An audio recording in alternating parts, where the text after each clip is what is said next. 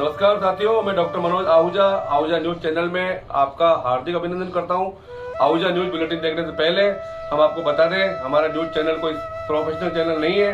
कानून की विशेष जानकारियां दिखाना, मौजूदा विधानसभा से संबंधित महत्वपूर्ण खबरें दिखाना और हमसे जो लोग जुड़े हुए हैं, हमारे सब्सक्राइबर्स, हमारे मित्र, हमारे शुभचिंतक, उनसे जुड़ी हुई महत्वपूर्ण खबरें दिखाना हमारे आहूजा न्यूज चैनल की पहली प्राथमिकता में शामिल है।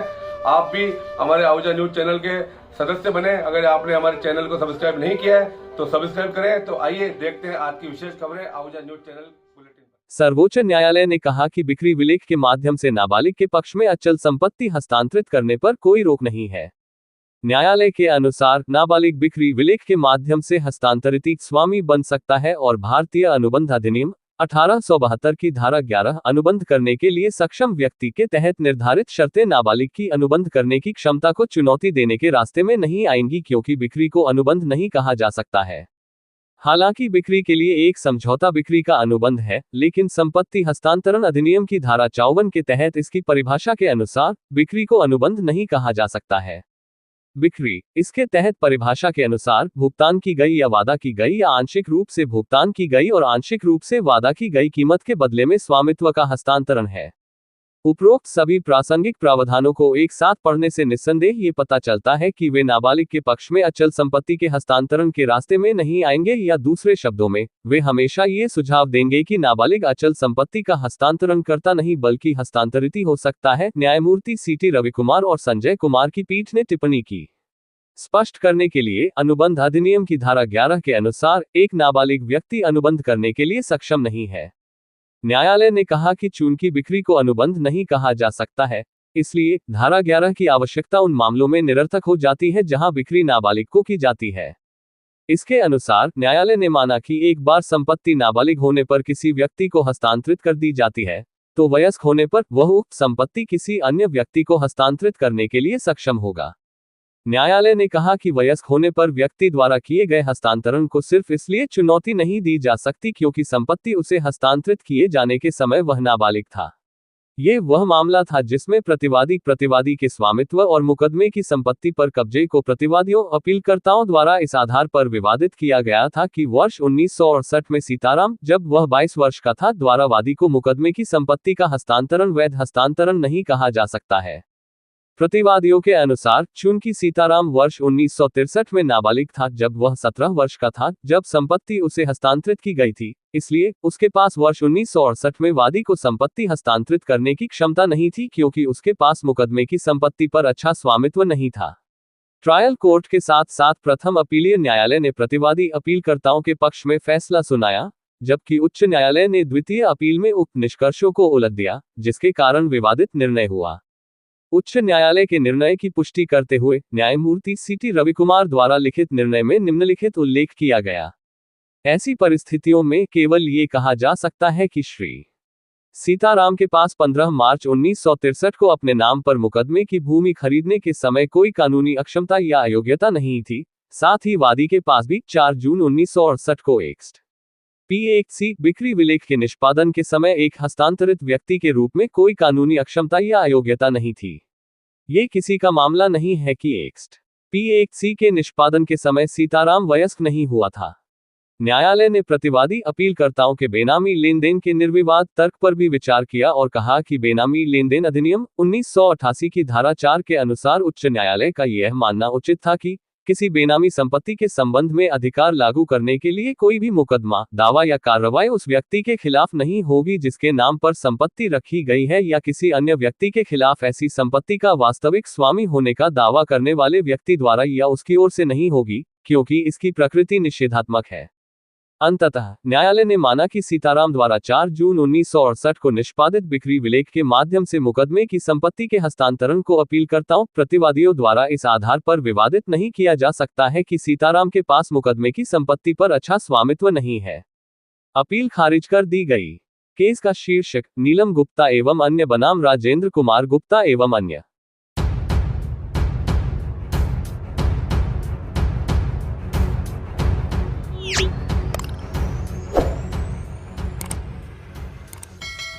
राजस्थान शिक्षक संघ राष्ट्रीय उपशाखा केकड़ी की बैठक शनिवार को पीएम श्री राजकीय उच्च माध्यमिक विद्यालय केकड़ी में जिला संरक्षक बिरदीचंद वैष्णव के मुख्य आतिथ्य और जिलाध्यक्ष महेश शर्मा की अध्यक्षता में संपन्न हुई।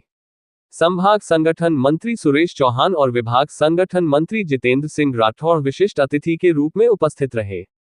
बैठक में आगामी 25 और 26 अक्टूबर को होने वाले 2 दिवसीय जिला शैक्षिकी सम्मेलन की पूर्व तैयारियों को लेकर विचार विमर्श किया गया एवं कार्यकर्ताओं को अलग अलग जिम्मेदारी दी गई, जिसमें धन संग्रह टोली में महेश शर्मा, नवल किशोर जांगिड़, भागचंद लखारा, ईद मोहम्मद और प्रदीप जैन, रजिस्ट्रेशन के लिए महावीर बलाई, अशोक पाटीदार, रामनिवास कुमावत, ब्रिजकिशोर वैष्णव एवं वीरेंद्र सोनी, मंच व्यवस्था में हरिनारायण बीदा और राजेंद्र सुजीडिया, भोजन निर्माण एवं वितरण के लिए कैलाशचंद जैन और रामबाबू सोनी, जल व्यवस्था के लिए प्रहलाद कुमावत एवं हीरालाल सामरिया, स्मृति चिन्ह के लिए मोजेंद्र सिंह, प्रचार प्रसार के लिए संजय वैष्णव एवं दिनेश कुमार वैष्णव और पार्किंग व्यवस्था के लिए मदन मोहन परेवा एवं संजय आचार्य को जिम्मेदारी दी गई। सम्मेलन के संयोजक एवं केकड़ी उपशाखा अध्यक्ष नवल किशोर जांगिड़ ने बताया कि सम्मेलन के प्रथम दिन आयोजित उद्घाटन समारोह में केकड़ी विधायक शत्रुघ्न गौतम मुख्य अतिथि एवं राष्ट्रीय स्वयंसेवक संघ अजमेर के विभाग प्रचार प्रमुख भूपेंद्र अवाना मुख्य वक्ता के रूप में उपस्थित रहेंगे। समारोह की अध्यक्षता संगठन के प्रदेश सचिव भंवर सिंह राठौड़ करेंगे। विशिष्ट अतिथि के रूप में केकड़ी के जिला शिक्षा अधिकारी गोविंद नारायण शर्मा मौजूद रहेंगे। सम्मेलन के सह संयोजक एवं केकड़ी उपशाखा मंत्री भागचंद लखारा ने बताया कि सम्मेलन के दूसरे दिन आयोजित समापन समारोह में केकड़ी पंचायत समिति के प्रधान होनहार सिंह राठौड़ मुख्य अतिथि एवं संगठन के प्रदेश संरक्षक उमरावलाल वर्मा मुख्य वक्ता के रूप में उपस्थित रहेंगे। समारोह की अध्यक्षता पूर्व प्रदेशाध्यक्ष बजरंग प्रसाद मजेजी करेंगे। विशिष्ट अतिथि के रूप में विभाग संगठन मंत्री जितेंद्र सिंह राठौड़ एवं मुख्य ब्लॉक शिक्षा अधिकारी विष्णु शर्मा मौजूद रहेंगे। बैठक के दौरान सभाध्यक्ष गोपाल लाल रेगर, व्याख्याता श्याम सुंदर वैष्णव, शुभकरण मीना एवं मनीष दादीच सहित कई कार्यकर्ता उपस्थित थे।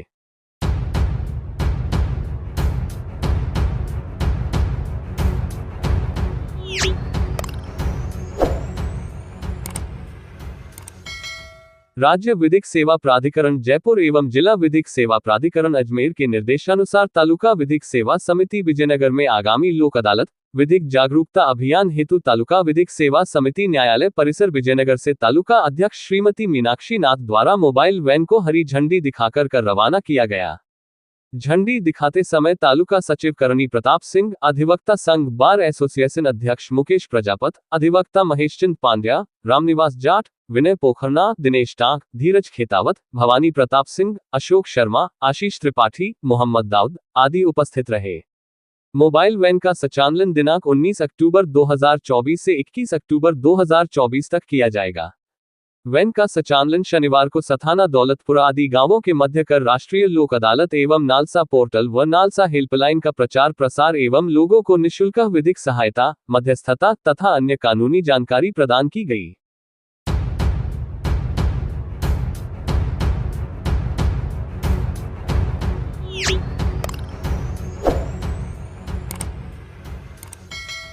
सब कुछ है तेरो सरकार, मेरा तो कुछ भी नहीं, मुकदमों जीत गयो रे राजा राम आदि भजनों की प्रस्तुतियां देकर भजन गायक गोकुल शर्मा ने श्रद्धालुओं को झूमने पर मजबूर कर दिया। वे भगवान सत्यनारायण मेले के तीसरे दिवस शुक्रवार रात्रि में आयोजित भजन संध्या में अपनी प्रस्तुतियां दे रहे थे।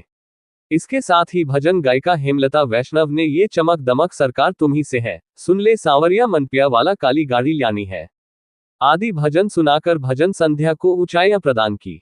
कार्यक्रम की शुरुआत भजन गायक गोकुल शर्मा ने गणेश वंदना के साथ की। भजन संध्या के मुख्य अतिथि नसीराबाद विधायक रामस्वरूप लांबा थे। वहीं विशिष्ट अतिथि के रूप में मसूदा विधायक वीरेंद्र सिंह कानावत, विनाय प्रधान संपतराज लोढ़ा, सुभाष वर्मा, आशीष सांध ने की। कार्यक्रम की अध्यक्षता भामाशाह सुनील कुमार जैन ने की। अतिथियों ने भगवान सत्यनारायण की प्रतिमा के समक्ष दीप प्रज्वलित कर कार्यक्रम की शुरुआत की। भजन संध्या में शर्मा ने जय जोगणिया मां भवानी, लाज राखज्यो मां भवानी, बांदनवाड़ा श्याम सत्यनारायण भगवान दर्शन दे दो, चालो चालो बांदनवाड़ा चालो, चार खूंट चोतलिया चारों ओर मनपिया बीच मेवाड़ विराजे महारो सांवरियो सेठ, लीलन पर बैठेड़ो बाबो, सुरसुरा को बाबो ढानी ढानी में पूज्यो जावे रे, गुर्जरिया का काल्या देव दरबार थे, तू चावे तो बंगठाए चार ले ले, मनपिया को सेठ सांवरो, रुपया का भंडार भरिया थारी माया तू ही जाने, थारी माया कोई ना पहचाने, महारो बैंक को मैनेजर श्याम सेठ सांवरो। सांवरो मोटी मोटी होटला पर नाम लिखा है सरकार को, आछी आछी डील करावे सांवरो सेठ, सांवरिया नाम की है मरोड़, चाहे दुनिया हो करोड़ आदि भजनों पर श्रद्धालु नाचने पर मजबूर हो गए। वहीं भजन गायिका हेमलता वैष्णव ने धोठाए धोठाए बाबा जी, आंखों का तंदूरा बाजे व गोकुल शर्मा ने मुकदमों जीत गया रे, राजा राम बन्या वकील, सुप्रीम कोर्ट को फैसलों आयो, घर घर में जल गया दीप आदि भजन गाकर दर्शकों की दाद बटोरी।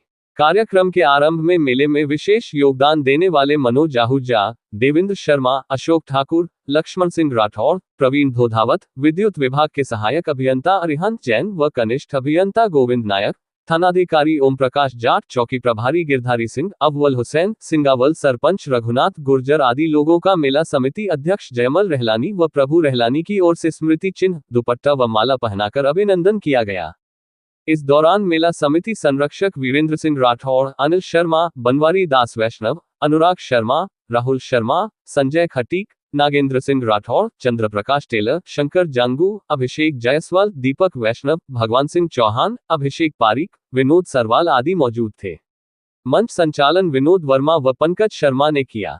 कार्यक्रम में आसपास के गांवों व कस्बों से हजारों की संख्या में आगंतुक श्रद्धालु भोर होने तक डटे रहे। मेला समिति व पुलिस प्रशासन की ओर से भजन संध्या में सुरक्षा की दृष्टि से चाक चौबंद व्यवस्थाएं रही। देर शाम को रिया मनोज एंड पार्टी दिल्ली की ओर से मनमोहक झांकियों व कृष्णा म्यूजिकल ग्रुप की ओर से रंगारंग सांस्कृतिक कार्यक्रम की प्रस्तुतियां दी गई। बोलिए सत्यनारायण भगवान की।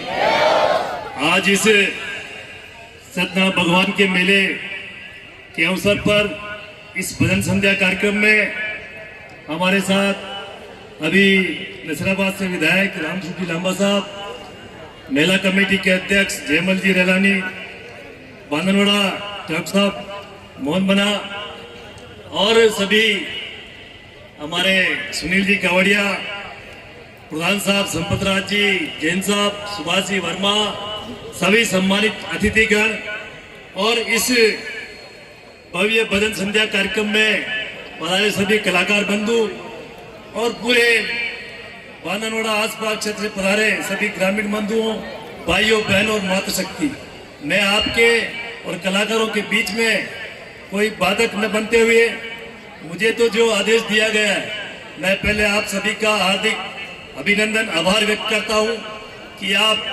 शांतिपूर्वक इस कार्यक्रम की शोभा बढ़ा रहे हैं। मेला कमेटी के लिए जो जगह की बात हुई है, तो मैं आपको विश्वास दिलाता हूं कि इस बांधनवाड़ा में जहां भी जगह उपलब्ध होगी, ग्राम पंचायत हम बात करके आपको, मैं समझता हूं कि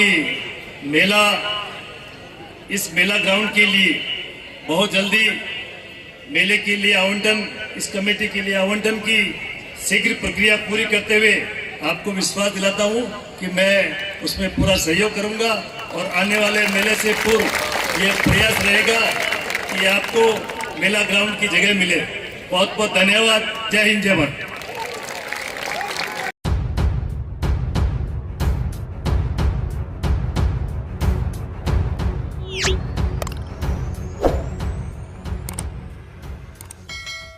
केकड़िया के सदर बाजार में विचरण करने वाले सांडों की लड़ाई में एक युवक गंभीर रूप से घायल हो गया, जबकि घटना में एक स्वर्णकार व्यवसाय का काउंटर पूरी तरह से चकनाचूर हो गया। घटना में घायल हुए युवक को राजकीय जिला चिकित्सालय ले जाया गया, जहां उसका उपचार किया गया। प्राप्त जानकारी के मुताबिक शनिवार शाम करीब 4 बजे सदर बाजार गणेश प्याव के पास विचरण करते एक गाय और सांड आपस में भिड़ गए और पवन कुमार सोनी की दुकान पर लगे कांच के काउंटर पर गिर गए। अचानक हुए घटनाक्रम में दुकान के काउंटर के पास खड़ा सत्यप्रकाश सोनी सांड की चपेट में आ गया और गंभीर रूप से घायल हो गया। सत्यप्रकाश सोनी के शरीर में कांच के टुकड़े फंस गए। घटना के बाद यहां लोगों की भीड़ इकट्ठी हो गई और घायल को लहूलुहान हालात में तुरंत अस्पताल लेकर रवाना हुए। सत्यप्रकाश सोनी के चेहरे, सिर और शरीर के अन्य हिस्सों में गंभीर चोटें आई हैं। इस घटना में पवन सोनी की दुकान का काउंटर पूरी तरह से चकनाचूर हो गया और सड़क पर कांच ही कांच हो गए। काउंटर में रखे चांदी के सामान भी सड़क पर फैल गए। केकड़ी शहर के बाजारों व अन्य इलाकों में विचरण करने वाले पशुओं से आए दिन लोग घायल हो रहे हैं। उसके बावजूद नगर परिषद द्वारा कोई ठोस कदम नहीं उठाया जा रहा है। इस बात को लेकर लोगों में खासा आक्रोश है।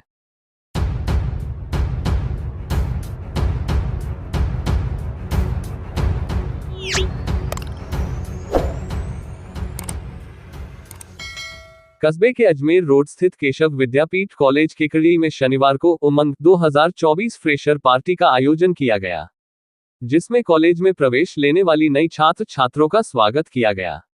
इस अवसर पर छात्रों ने कई प्रकार के सांस्कृतिक कार्यक्रम प्रस्तुत के साथ ही मॉडलिंग का कार्यक्रम भी आयोजित हुआ, जिसमें केशव विद्यापीठ कॉलेज की छात्राओं का सम्मानित भी किया गया।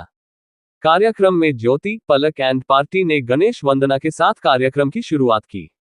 कार्यक्रम का शुभारंभ मुख्य अतिथि संस्था के जेपी वैष्णव एवं प्राचार्य मोनू शर्मा ने मां सरस्वती के सम्मुख दीप प्रज्वलित करके किया।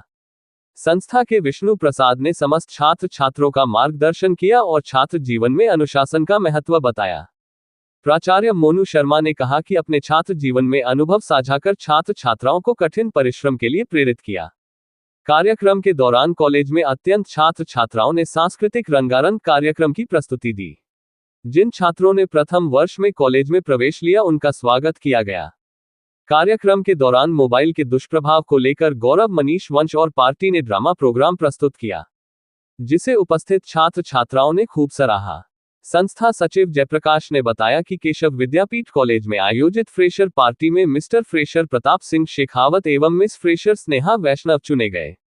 कार्यक्रम की शुरुआत गणेश वंदना, स्वागत नृत्य ज्योति पलक द्वारा की गई, मरुरंग नृत्य स्नेहा वैष्णव, तेरे मस्त मस्त दो नैन दिव्या राजावत, नैनारा लोभी नृत्य दीपमाला, पैरोडी पलक, पैरोडी नृत्य अंजू भूपेंद्र सिंह नायक, विष्णु, पैरोडी नृत्य सुमन धाकड़, पैरोडी नृत्य नीलू मीना, ब्लू आई नृत्य रीना स्नेहा, कार्तिक वैष्णव, नैनो ने बांधी कैसी डोर नृत्य चंचल, पैरोडी सुमन धाकड़ ने सांस्कृतिक कार्यक्रम में रंगारंग प्रस्तुति दी।